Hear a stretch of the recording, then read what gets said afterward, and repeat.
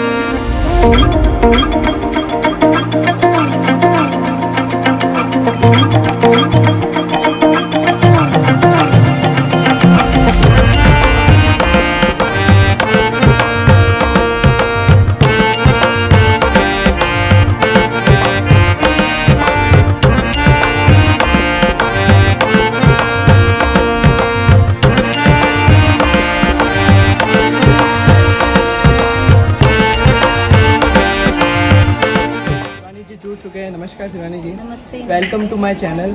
Thank you so much for having जैसा कि मैंने आपको थोड़ा बहुत बेसिक इंट्रोडक्शन तो मैम के बारे में दे दिया है, तो दीदी आप थोड़ा सा और आपके बारे में एक्सप्लेनेशन दे दीजिए।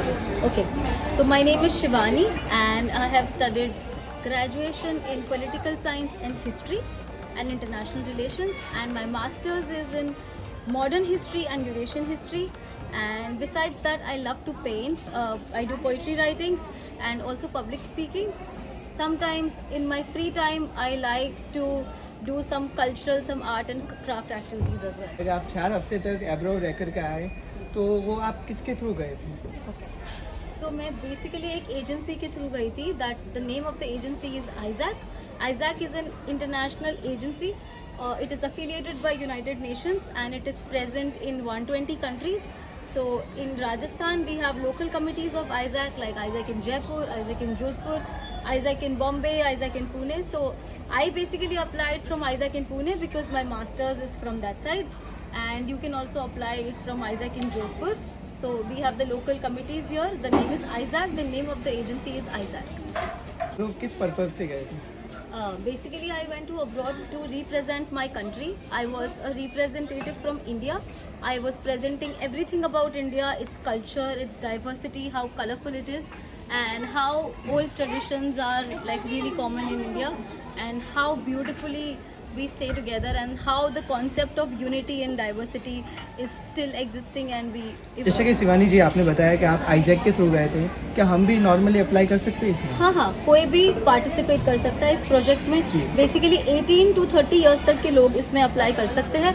आइजैक जो एजेंसी है उसकी वेबसाइट है, आप उस पर जाइए, ग्लोबल वॉलंटियर पे क्लिक कीजिए, आपको सारी डिटेल्स उस पर मिल जाएगी। बस आपको पासपोर्ट आपके पास होना चाहिए क्योंकि अब्रॉड जाना है, और आपको एक स्टेटमेंट ऑफ पर्पस तैयार करना पड़ेगा, और रेज्यूमे आपका जो CV है वो आपको चाहिए टू गेट सिलेक्टेड। प्रोग्राम में कौन कौन पार्टिसिपेट कर सकता है?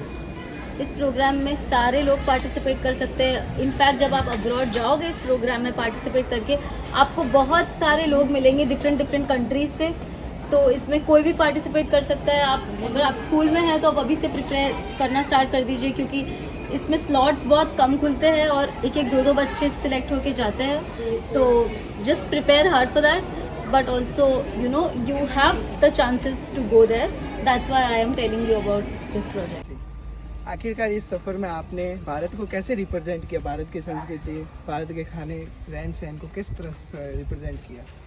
तो मैं एक प्रेजेंटेशन बना के लेके गई थी। हमको एक ऑडियंस होती थी, हमको प्रेजेंटेशन प्रिपेयर करना होता था। तो उस प्रेजेंटेशन में मैं इंडिया का फ्लैग से लगाकर इंडिया का क्विजीन, इंडिया के फेस्टिवल्स, सबके पिक्चर्स, और हमारे घर में त्यौहार कैसे मनते वो सारे फ़ोटोज़ वगैरह वीडियोज़ मैंने उसके अंदर डाल दिए थे। तो उस तरीके से मैंने पूरा अपने देश को वहाँ पे प्रेजेंट किया। मैं मेहंदी, झुमके, घुंघरू, काफ़ी सारी चीज़ें, इंडियन फूड, इंडियन स्पाइसेस। मैंने आपका घूमर का वीडियो भी देखा था। धन्यवाद। और जैसे चिलीज़ वगैरह वहाँ पे इतना लोग जानते नहीं हैं, Yes. तो ये सारी चीज़ें भी मैं वहाँ पे लेके गई थी ताकि मैं सबको वहाँ पे बता सकूँ कि इंडिया में कितने तरीके की स्पाइसेस है, कितने तरीके का अलग अलग क्विजीन है, क्या क्या फेस्टिवल्स है, क्या क्या डांसेस है। तो जो भी मेरे बस में था मैं सारा कुछ यहाँ से लेके आखिरकार गई थी। उनको कैसा लगा वाकई? दे वर रियली हैप्पी, उनको बहुत बहुत अच्छा लगा। एंड इनफैक्ट बहुत सारे लोग इंडिया आना चाहते हैं अब। जो इंडिया के बारे में मिथ्स थे कि इंडिया ऐसा है, इंडिया वैसा है, इंडिया में सिर्फ बहुत सारे लोग हैं, वो सारे भी आप वहाँ जाके क्लियर कर सकते हैं कि हमारा इंडिया वाकई में काफ़ी ब्यूटीफुल है। हमारे यहाँ पे सैंड है, हमारे यहाँ पे बीचेस है, हमारे यहाँ पे पहाड़ है, हमारे यहाँ पे नदी है, हमारे यहाँ पे फॉरेस्ट है, हमारे यहाँ पे समुद्र है, हमारे यहाँ पे सारी चीज़ें हैं। एक कंट्री में सब मिलेगा आपको, आप ज़रूर आइए और भारत देखिए। ये मेरा मोटो था वहाँ पे जाके तो बताने पर्पस का। पूरा हो गया आपका? बिल्कुल पर्पस पूरा हो गया वहाँ पे। आखिरकार उनका कल्चर हमारे इंडिया से कैसे डिफरेंट है? बेसिकली इंडिया में बहुत सारे कल्चर्स हैं और वहाँ पे जैसे मैं चेक रिपब्लिक में थी तो पूरे देश में एक भाषा है। अपने देश में इतनी सारी भाषा है तो वो लोग ये भी कन्फ्यूजन हो जाता है उनको कि आप कैसे बात करते हैं एक दूसरे से। बट फिर मैंने उन्हें समझाया कि हिंदी काफ़ी वाइडली स्पोकन लैंग्वेज है, हम सब हिंदी में बात करते हैं। जो साउथ में लोग हैं वो उनको इंग्लिश आती है, काफ़ी लोग इंग्लिश भी जानते हैं इंडिया में, तो हम वैसे कम्युनिकेट करते हैं बिकॉज़ उनकी लैंग्वेज एक है और उनका कल्चर भी काफ़ी सिमिलर है। या तो लोग क्रिश्चियनिटी फॉलो करते हैं या फिर लोग नास्तिक है वहाँ पे। हमारे यहाँ पे देखो कितने सारे रिलीजन्स हैं, तो हम बहुत अलग है। हम एशिया में आते हैं, वो यूरोप में आते हैं, वहाँ का क्लाइमेट अलग है। अपने यहाँ पे ठंडी गर्मी सर्दी सब देखने मिलता है और वहाँ पे अभी अभी ग्लोबल वार्मिंग की वजह से गर्मी हुई है, बट पहले इतनी गर्मी होती नहीं थी वहाँ पे, तो उनको हार्श समर वगैरह के बारे में पता आखिरकार नहीं इस है। सफर में नोबल स्कूल फालना और अनंत सर का क्या भूमिका रही? सबसे पहले तो जब मैं वहाँ से आई मैंने आनंद सर से कांटेक्ट किया कि मैं इस प्रोजेक्ट पे गई हूँ, तो उन्होंने सबसे पहले बात तो मैं बहुत ज़्यादा खुश हूँ कि उन्होंने मुझे बुलाया और उन्होंने मुझे बताया कि आप स्कूल में बता सकते हैं। उन्होंने मुझे ये अपॉर्चुनिटी दी कि मैं आप तक ये बात पहुँचा सकूँ। अगर वो मुझे अपॉर्चुनिटी नहीं देते तो मैं शायद आज आपसे बात भी नहीं कर रही होती। तो आई am really happy and glad that I could be a part of this school और मुझे बहुत अच्छा लगा। सबसे अच्छी बात ये लगी कि स्कूल में बच्चे काफ़ी डिसिप्लिन्ड है and the school management is also very well managed. Also I am really happy to be here and I want to explain more of my experiences here. Maybe I can teach something in school. Sir ने मुझे बोला है कि आप school आइए, आप का school समझिए, इससे बड़ी बात मेरे लिए कुछ हो नहीं सकती। तो मैं बहुत खुश हूँ। शिवानी जी स्कूल में आए हैं और स्कूल में आकर के उन्होंने जो बच्चों को विदेश जाने के लिए जो 45 डेज़ के प्रोग्राम के बारे में बताया है, तो बच्चों को बहुत ही अच्छी जानकारी इसके बारे में मिली है और इस एरिया में ये पहली तरह का इस तरह का काम हुआ है। तो मैं शिवानी जी को इसके लिए बहुत थैंक्स देना चाहूँगा और नोबल के जितने भी स्टूडेंट्स हैं जिनको इन्होंने मोटिवेट किया है, वो आपके मोटिव से बिल्कुल बाहर जाएंगे और आपका स्कूल का, टाउन का और राजस्थान और फिर भारत का नाम रोशन करेंगे। ऐसी मैं उनसे अपेक्षा रखता हूँ। आपकी मधुर भाषा और अच्छे विचारों से बच्चे बहुत लाभान्वित हुए हैं। मैं प्रभु से यह भी कामना करता हूँ कि आप अपने जीवन के चरम पर जाएं और आगे जाकर के आप पूरे परिवार का और सबका नाम रोशन करें। बस यही हमारी आपको गुड विशेज़ है। Thank you. दीदी से मिलके मेरे को तो बहुत ही अच्छा लगा। अगर आपको वीडियो अच्छा लगा हो तो चैनल को सब्सक्राइब और वीडियो को लाइक जरूर कर दीजिएगा। इस वीडियो में बस इतना ही। मिलते हैं ऐसी किसी नई वीडियो में। धन्यवाद।